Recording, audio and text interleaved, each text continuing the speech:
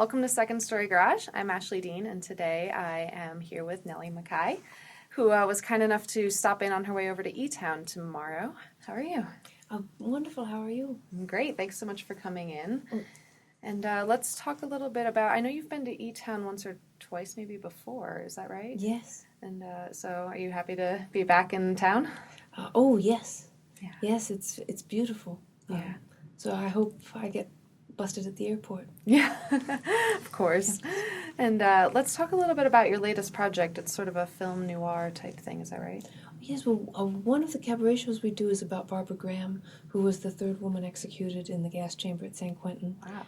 So it's a death row musical review. Oh, wow. Yeah. That sounds a little dark, but... Oh, yeah, we try to keep it entertaining. Yeah. Well, great. And let's talk a little bit, too, about the music you're playing for us here today, because it was definitely a wide variety that we heard, and I'm sort of just curious, where these songs are coming from while you're writing. Yes. Oh, I don't know. Yeah. I don't know. I guess you want money. You always build yourself up with fantasies. Right. So you could do a lot with money, Mm-hmm.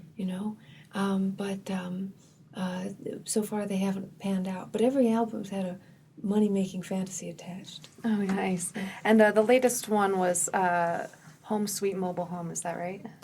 That's right. And that was named after, I believe it was a cover article in the Boulder Weekly about your mobile home park that was I don't know what happened to it, but it was in threat of being demolished or torn down because of they wanted to do some development there. Wow, I didn't know that.